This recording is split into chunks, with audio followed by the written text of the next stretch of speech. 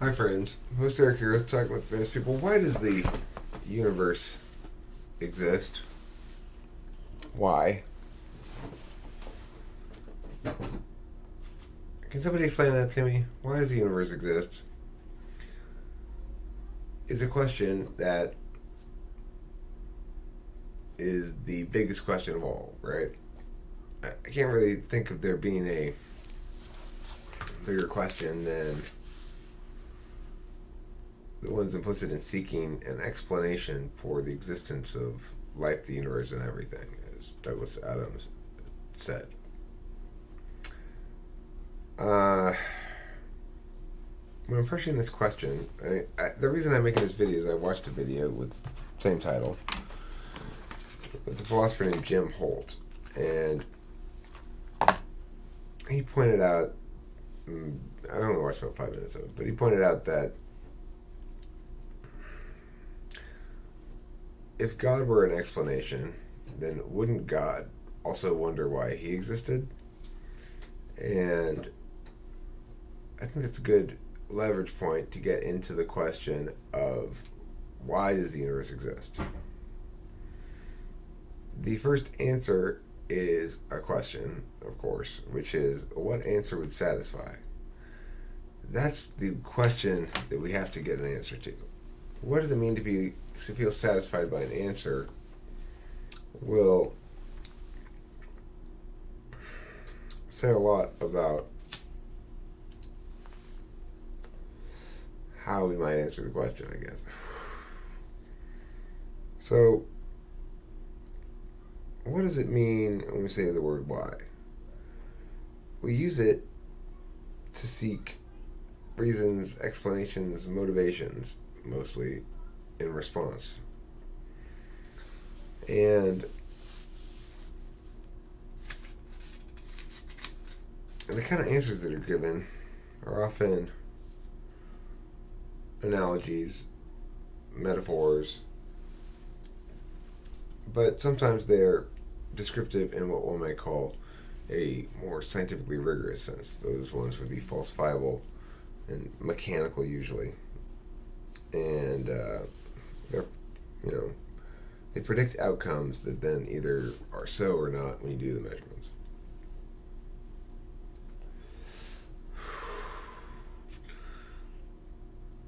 The thing about asking questions about why the universe exists is,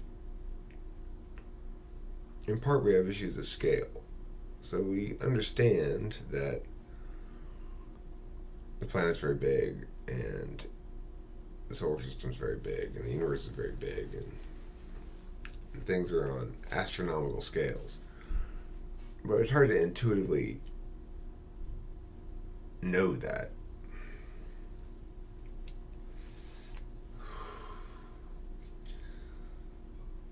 We know and imagine a lot about places entirely inhospitable to us, that from everything we can tell, we'll never have any real reason to go. We may have to at some point. We may be able to get resources and other things from outer space that will enable us to who knows what. But we haven't yet found another Earth that we could go to.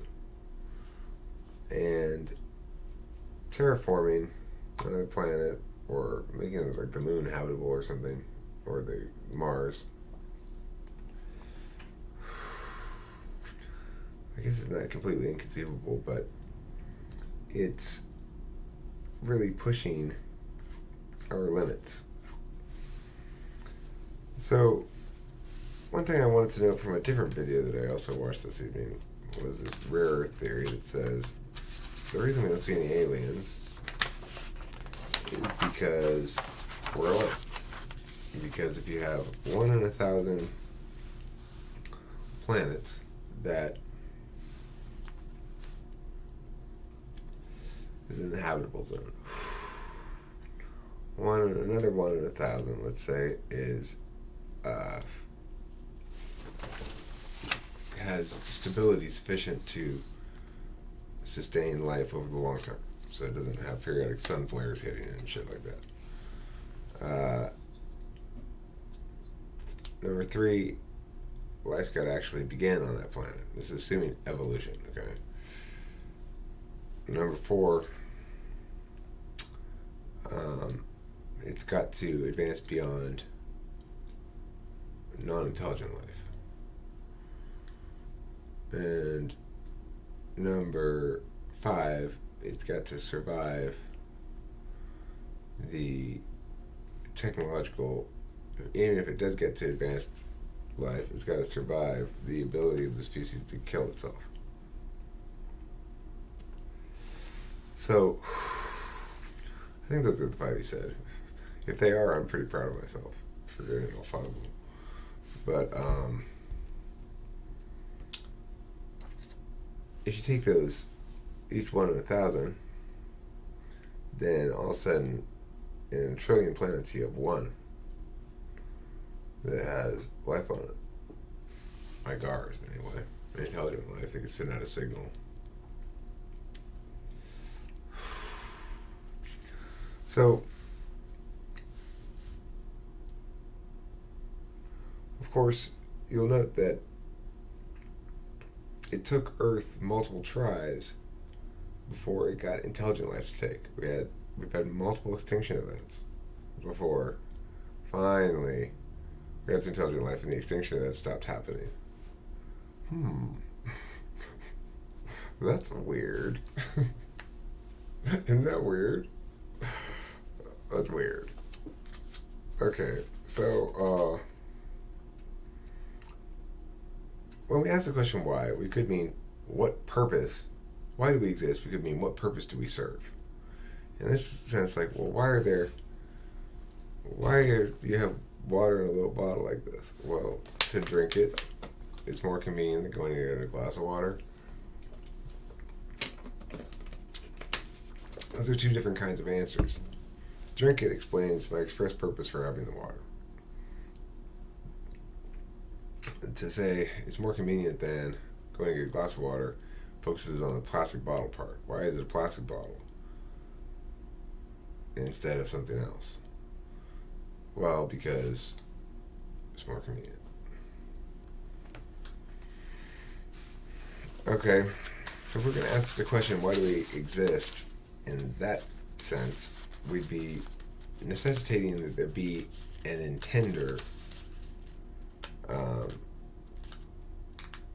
We're rendering ourselves as the object in the agent-verb-object construction of language. So it's possible to render ourselves as objects of somebody else's agency. And that's what's implicit in asking the question, why do we exist? If we frame it as what purpose do we serve, it's saying, and when we ask it this way, we're saying position us as objects of somebody else's agency or of some other agency, and answer the question in that way. Well, that would naturally, it assumes God, so the question itself assumes God. To ask why do we exist, or it assumes an agency that can purpose a whole universe. To ask why do we exist in this understanding is the presumption that we are objects of a class in someone else's frame. Right, that's another way to put it. What link chain can we determine? That's another way we mean the question, why do we exist? So, in that case, we exist because first Bobby spilled the ink, and then the ink got on the paper, and then the paper got smudged up so you couldn't see what was written on there anymore. So Mary took the paper down to the laboratory to x-ray it and see what it said before it got smudged, because she really wanted to see which boy liked her. And when she turned on the x-ray machine, she accidentally left it on afterwards, and that's why we all got radiation poisoning.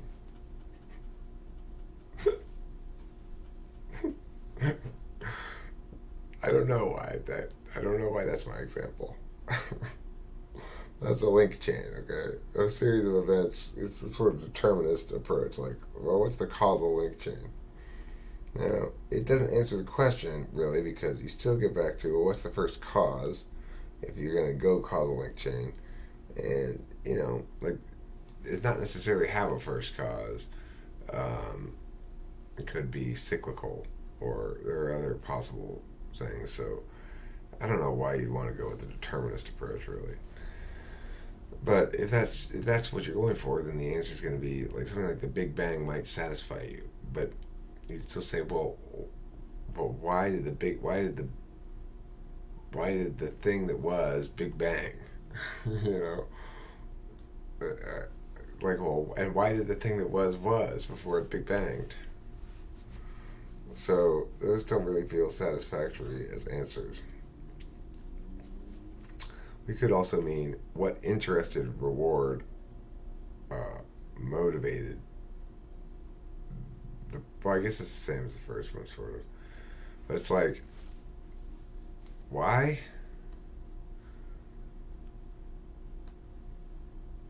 Why did it, I guess it's the same thing as the purpose search. I don't know why I wrote that one again.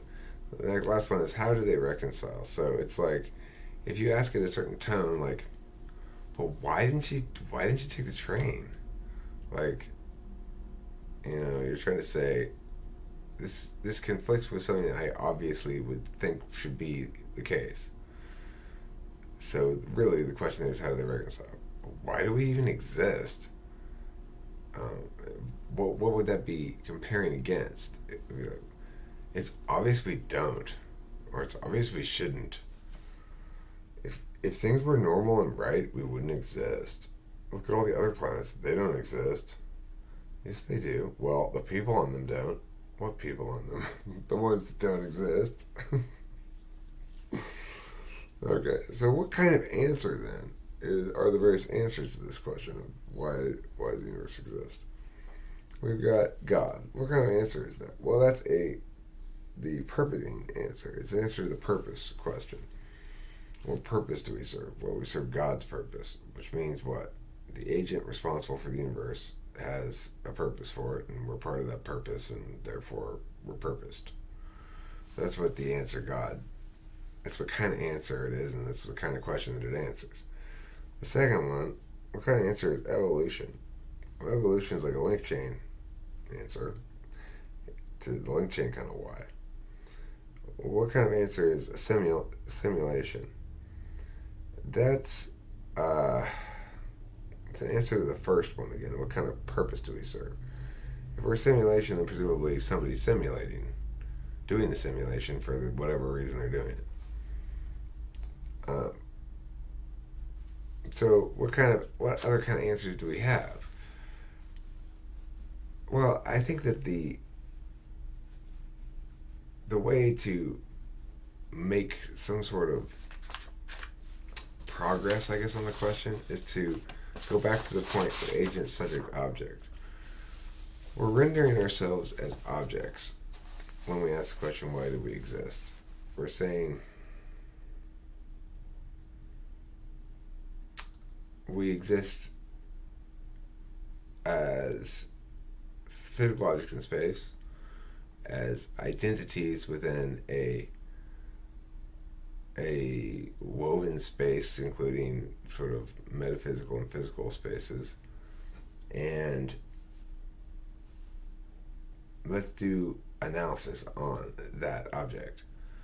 So, rendering ourselves as an object of analysis may be in some way fundamentally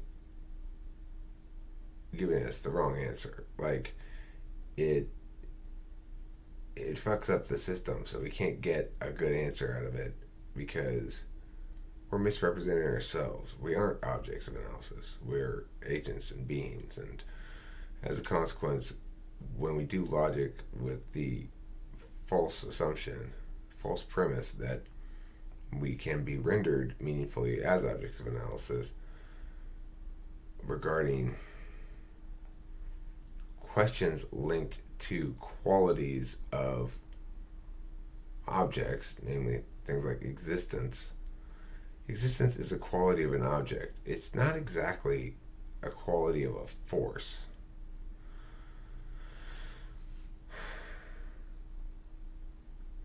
it's hard to say a wave exists. The water exists in a given moment in time, but the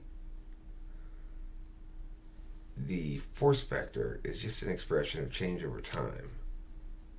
We only know it by noting the change between static objects in multiple instances within a frame. So, as a consequence, questions that remove from us our fluid and durational qualities, those things that are expressions of our time being, mean the answers we get will always be hollow and inadequate. We're looking for static answers derived from a ill-advised rendering of a force into an object, and the failure to attain meaningful conclusions thereafter is a fruit of that poisonous trait. That's just my thoughts on this offhand here this evening. I know it was a little disjointed as I tended to pause between words and stuff, trying to find the right word, trying to think it all out as I'm making the video. I had the notes, but even so, it's a complex subject. You know, the issue of what it means to ask why is maybe an even bigger question than the question that normally people would say is the biggest. Why does the universe exist? Maybe a bigger question is, what does it mean to ask why? And thank you for watching Talking with Famous People. I hope you enjoyed this video. I am a little tired. I know it gets a little choppy when I'm tired, but I have finite opportunities to do shit because I'm very, very occupied in my time with building the chicken coop and stuff. I gotta make a video about it. We've taken some pictures. I could take some more. Anyhow, good night. Thanks a lot for watching, and I hope you have a really great weekend.